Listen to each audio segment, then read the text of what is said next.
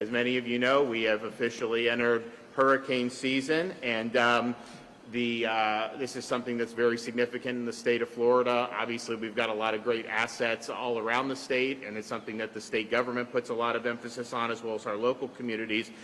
We are still in the midst of the disaster preparedness tax holiday, so you have a few more days on that. So if you do need to get supplies, now is the time to do that, and that's something that we're happy to have supported. We also did a big tax package where you can do the windows and all that. Now that's tax-free for 2 years. A lot of those improvements, which we think a lot of Floridians will like.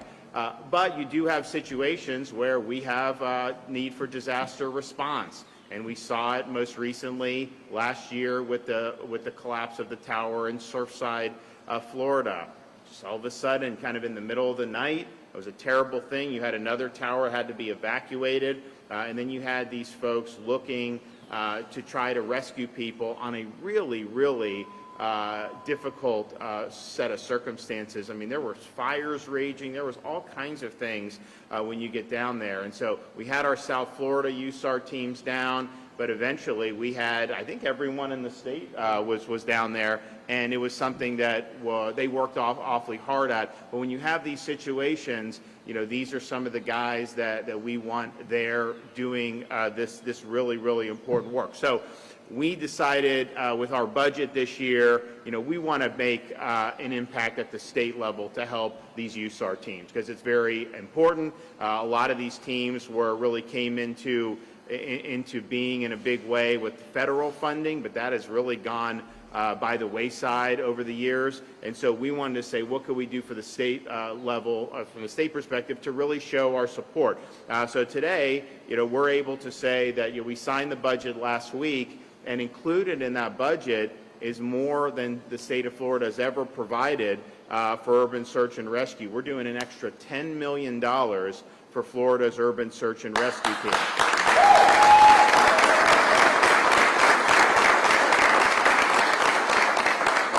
Part of this was you have equipment that needs to be updated.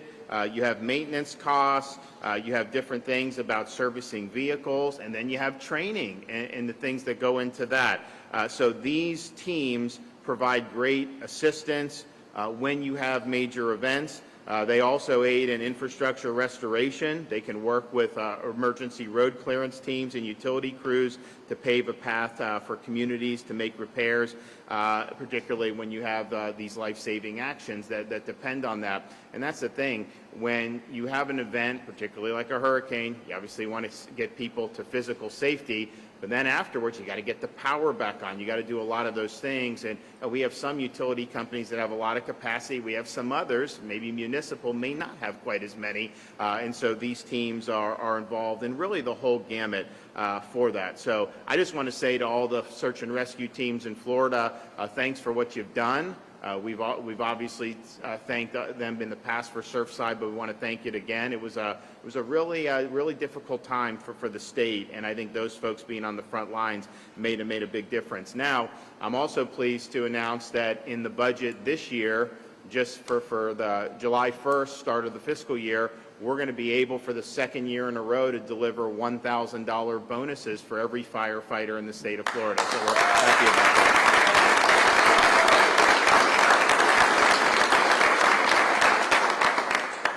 So this is a big investment, but I think it's an investment that is absolutely worth it, and I think it's well deserved with the folks who have done so much to protect our communities. And so we are, as I mentioned, in hurricane season. They predict a more active season, but you know, I always say, like, honestly, these predictions, you don't know either way. Just assume we're going to have hurricane. I mean, I think that's the best way to do it. Be prepared, and if we end up not getting a significant amount, then great, but just assume that you're going to have to deal with this throughout the hurricane season. And so we did see really significant rains. It was not a named tropical storm as it moved through southern Florida, but it did dump a lot of rain. It eventually was a named storm as it got into the Atlantic, and then that's just going to peter out without probably interacting with much landfall from there. But the bottom line is that this is something that we need to do. And I mentioned, up until June 10th, you can still get your disaster preparedness, your supplies tax-free in the state of Florida. So take advantage of that. I mean, you see situations where all of a sudden a hurricane will be bearing down on Florida. Everyone's rushing to get the supplies. Well, it's just harder to do when everybody's doing it. Now you have an opportunity, even with all the supply chain problems, you can get a lot of the things you need now. Have it there, and if you need it, great. And if you don't, then no harm done. So that's going till June 10th, and I think that that's going to be something. Not only do we have things like we've had in the past, like generators and portable radios and food storage, this year we have added pet supplies into the disaster preparedness, because when you think about it, when you have these things come, a lot of people have to scurry not only protect their family, but to protect their pets. And so you're going to be able to do that to make sure that that your pets are safe. So we're excited about the opportunities that we're going to have with these guys here. You never want to have to deal with these disasters, but as a state that is prone to this, we take pride in the professionalism of the folks who are involved all across the way as first responders. You know, our state emergency division, I think, is the best in the country, but you have at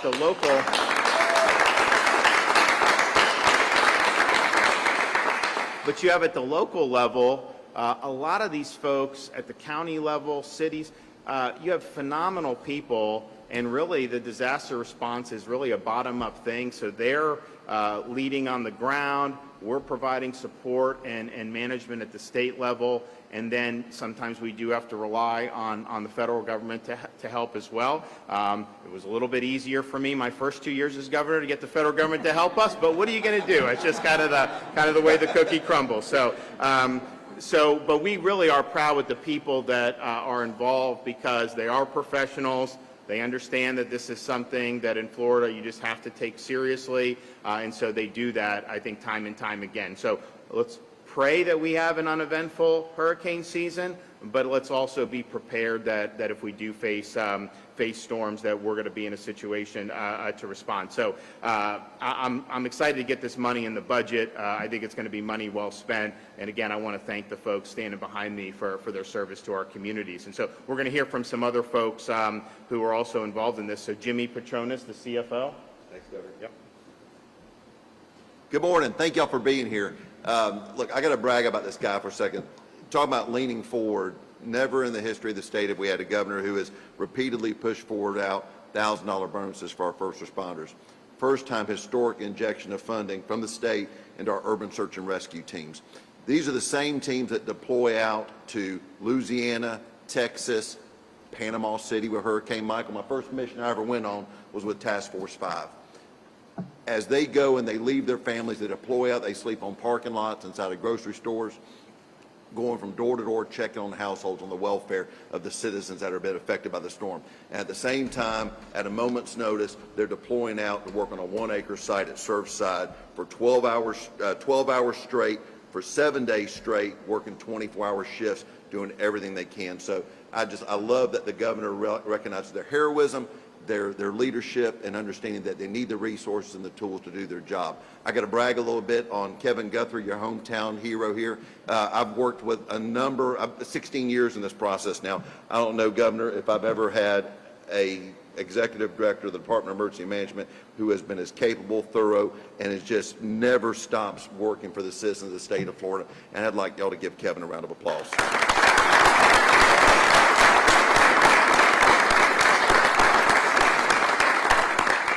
The governor teed up the sales tax holiday that we're doing on home hardening. So that means windows, doors, garage doors. You'll be able, after July 1, you'll be able to make those purchases. The state's going to give you an incentive by giving you a sales tax back on that. Again, wouldn't have happened without his leadership and signature on the bottom of that budget to execute that. And then with the special session, the dollars that we're going to be making available to help give you resources as a match program with the state of Florida. Again, hardening that bubble, making your home tougher, ultimately is going to lower your insurance rate. So again, leadership from the governor is the only reason why any of this stuff happened, and really honored to be here with these great guys today. God bless y'all. Thank you for being here. Thanks, boss. All right. Chief Keith Powers. Thank you, Governor. How good is it to have a governor that supports first responders?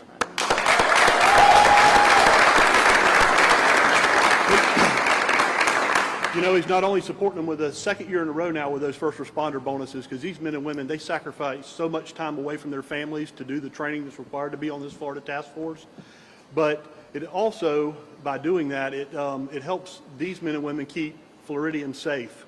And not only Floridians, but, you know, the governor and the Department of Emergency Management also have sent this task force over to Louisiana, so it's helping people keep people safe in this country. And so, Governor, we really appreciate what you're doing and the funding that you're providing. This $10 million that's coming to USAR is desperately needed to keep these teams up to speed and where they need to be. And I can't say enough thanks to CFO Petronas for fighting for this. I know down at Surfside, you really made this one of your missions that you were going to help us get, and he's worked extremely hard, so thank you, sir, for that. And then my friend Kevin Guthrie, who's one of our hometown guys, he is constantly supporting the needs of this community and communities across the state. So, Kevin, thank you for what you do. You know, the Florida Task Force 5 has 250 members locally that are in this task force, and they sacrifice a lot of time and a lot away from their families to make sure they're trained to the highest standards, so that when events like Surfside or events like what happened in Louisiana or Panama City, as CFO Petronas mentioned, happen, that we're ready to go. So this funding goes a long way. So again, I want to thank you all for what you're doing and helping support our first responders. Absolutely. Thanks, buddy. All right, Kevin Guthrie, Department of Emergency Management. Thank you, Governor. And first, let me start with thanking you for your leadership on this important legislation and getting this $10 million for urban search and rescue teams. You know, we saw firsthand what they could do at Surfside back last year, and some of the challenges and issues we faced with the equipment there. And we certainly appreciate your leadership and CFO Petronas' leadership on getting this money through.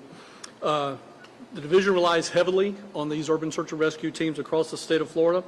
They are an invaluable support asset to us. You know, we're not a state that owns a fire rescue service, so we have to partner with our local communities for this type of activity. So again, we're very, very appreciative of the 8 urban search and rescue teams across the state that help us out. This $10 million will help support training activities, as you heard the governor talk about. It'll also fund an annual full-scale exercise where we can bring all 8 teams together to make sure that we're ready to respond to any type of issue impacting our state. As we all know, the 2022 hurricane season started this last week, and we had an impact in South Florida from potential tropical cyclone number 1. We saw areas that were inundated with 10 to 15 inches of rain.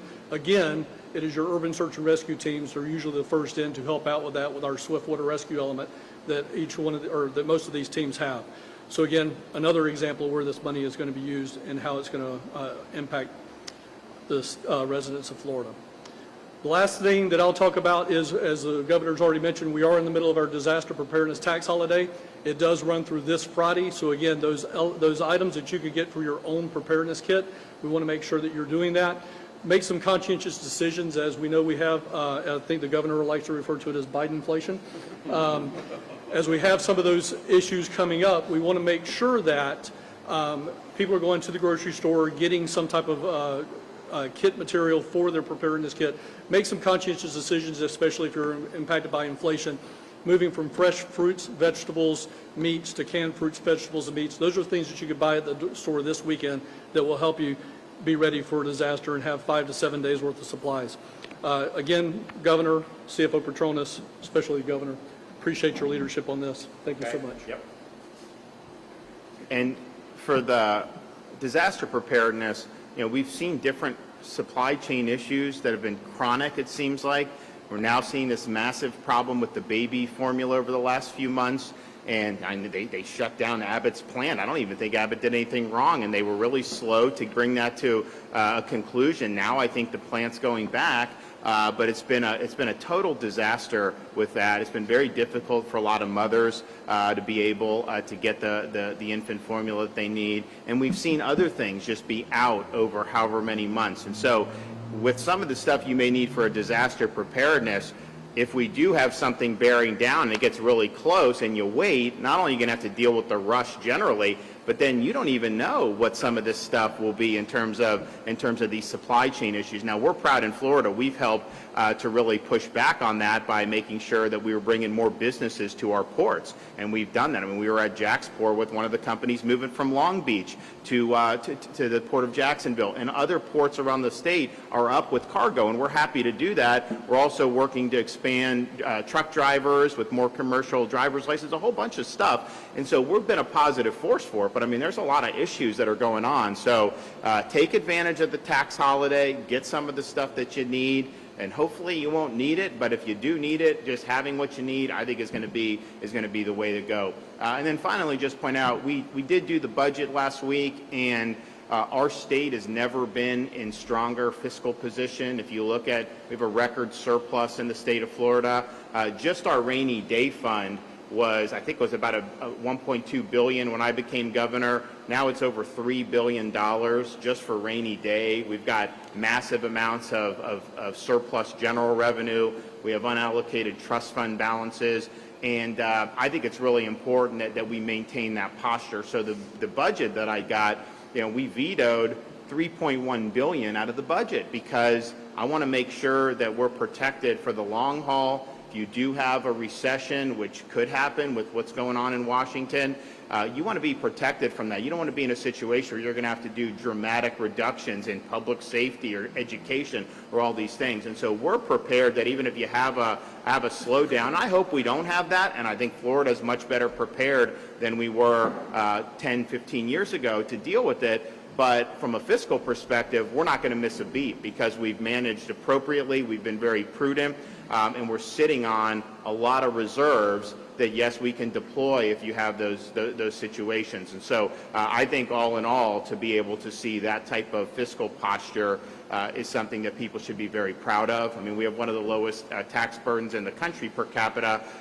but we also do really big things to support. I mean, we've never done more for education, biggest teacher compensation increase in the history of the state, massive support for conservation and Everglades restoration, doing things for public safety. Yes, 10 million, the bonuses, $5,000 recruitment for law enforcement, a whole things that no one thought were possible really just a few years ago. So we've been doing really, really big things. And of course, the biggest tax relief package we've ever had, $1.25 billion. So we're proud of all of that, and I think we're, as a state, very well positioned to deal with whatever may come down the pike for what's going on in D.C. I mean, I read this stuff, it's like, Biden is like, can't understand why people are dissatisfied. It's like you came in and waged war on American energy production. You'll take it from Maduro, but somehow you don't want it being done here, and so it's been very difficult. And of course, you're going to see increases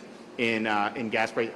I think oil hit over 120 a barrel for the sweet crude. I think I saw, and so that is going high. You could very well end up with oil at $150+ a barrel. That translates into way over $5 a gallon. I think it's going to hit $5 a gallon very, very soon on this current trajectory. And just think, I mean, just a year and a half ago, we were about 220, 230, 240 for unleaded. And so this is a huge, huge burden on a lot of people. And it's not just what you're doing for transportation of your own vehicle.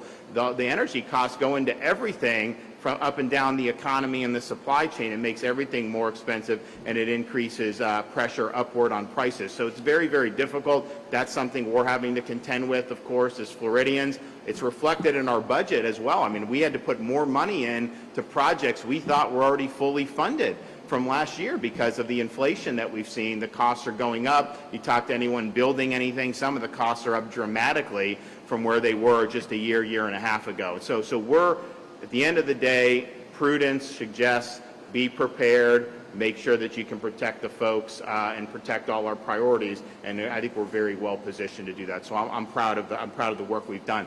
Okay, anybody have any questions? Yes, sir. Sheriff Mike Williams is here. Can you comment on if you've made a decision to replace Williams and who your decision is? Yeah, I figured somebody may ask about that since we were in Jacksonville. So one, I just want to thank Mike Williams for his service.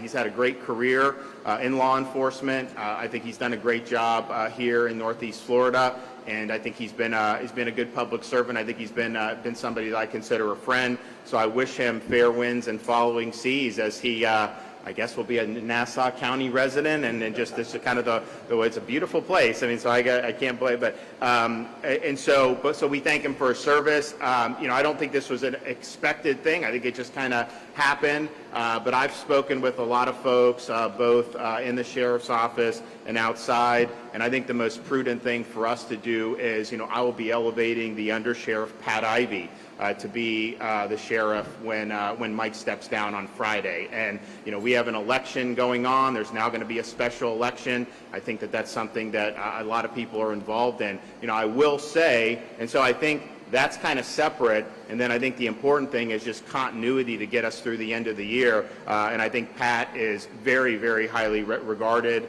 recommended. I think he's going to have respect from people from day one. And I think he'll be able to continue the work that the department's doing without having major interruptions. Now, you do have now this special election, and where's he at? That's my man there. I'm supporting T.K. Waters for the next Jacksonville Sheriff's Office, Sheriff of JSO. I think he's got a tremendous background. I think he's been involved at various levels of law enforcement, and I think he would provide really excellent leadership for the people of Jacksonville. So that'll be determined, obviously, in August, November, and then beyond, and he's got my support there. But for this immediate appointment, Pat Ivy will get the nod on Friday. Sir, do you think that the sheriff can't face any further consequences based on moving 2 years for his term slot? Look, I think he got advice that said that was okay, and then it came to a point where he probably wouldn't be successful. So I don't think there was any ill intent on his part. Are you concerned that, because the move happened a year ago, the actions he took throughout the past year could potentially now fall under question if he was? I don't think so. I mean, that's just the way this thing came. He was relying on certain advice. It seemed that then the bulk of the opinion was probably against him, so he recognized that and then just made a decision. And so I think it's fine. Again, it wasn't anything that I was expecting to have to make this appointment. We were looking at this race, thinking it would happen next spring. And I was interested in helping out any way I could, but it hadn't necessarily been ripe up to that point. Now with this, we're happy to put our endorsement in, and then also to make sure that the office has continuity going forward. On disaster response, with hurricane season here now, you have supply chain issues, you have gas price issues, you apparently have a strained relationship with our federal government. You can maybe correct me on that. How would you say Florida is equipped to handle a bad storm? Well, look, on the federal stuff, it is what it is. I mean, we had tornadoes go through southwest Florida. We applied for assistance for very elderly people on fixed income and got denied for that by the White House.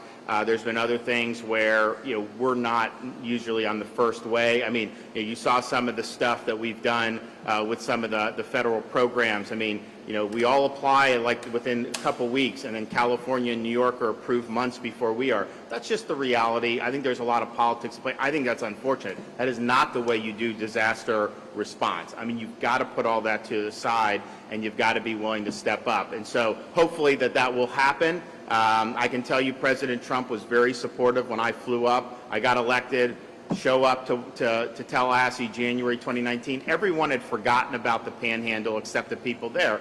I said this is a priority, and so we went up and met with President. He green-lighted a lot of additional assistance. It's really been instrumental, and there's still a lot that needs to be done there, but we've kind of stayed with that for the years I've been governor, and I can tell you there's a lot of great things going on in Northwest Florida now too. So that's just what you have to do. So hopefully that'll be the case, but I mean, proof will be in the pudding when that comes. I can tell you that it will definitely be a little bit more of a struggle in terms of that. Now, the fuel is going to, of course, be an issue for people because you have less supply overall, and so that's going to be very, very hazardous. I mean, I think the thing that you would do out of Washington is just say, okay, the energy policy we put in January of 2021 in the Biden administration was wrong. So just acknowledge that, reverse it, and really embrace a lot of American production. That would not necessarily change the supply dramatically overnight, but a lot of the fuel prices are forward-looking, and so if there was clear national commitment to utilizing domestic resources and understanding that, yes, it's painful at the pump for people, which is a huge issue. It's also a national security issue, the fact that we're not energy independent, and we were better than we ever had been just a year and a half ago. So I think that that's something that is going to continue to be an issue unless that they do that. Now in the supply chain, what Kevin's been working with different folks in different aspects of this, you do have with the utilities. So the private utilities, they're good to go. They've got a lot of capacity to do what they need to do. Some of the smaller municipal-owned utilities, there could be issues where they just don't have the resources, to buy like a transformer or something and just have it sit there in case that there's a storm. And so Kevin's been working with them to have some support to try to help. But that could definitely be an issue if you get to a point where one of those gets knocked out by a storm. You want to then go buy another one, and it may not be just somewhere on the shelf where they're going to be able to get it. So that's something that I know Kevin and his team are looking at very closely. Governor, transportation and recently gas prices seem a challenge to many citizens, including in emergencies.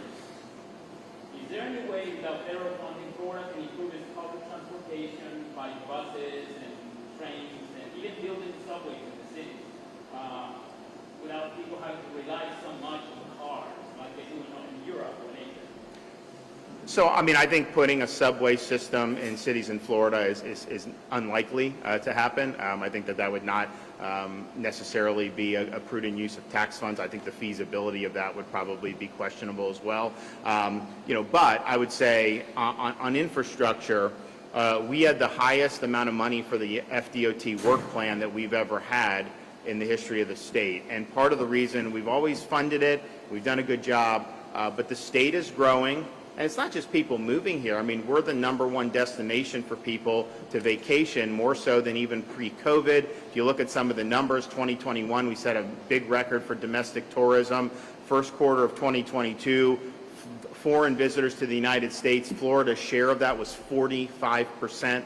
No state has ever had that big of a share. So there's just a lot going on. There's a lot of folks, and that requires a commitment to continue to expand and improve infrastructure. So I think what we did with the $11.7 billion is going to be a big deal. And then I'm also looking at ways to say, okay, for proposals in the future, yes, we have this work plan. Yes, there's a lot of worthy projects, and we'll continue with that.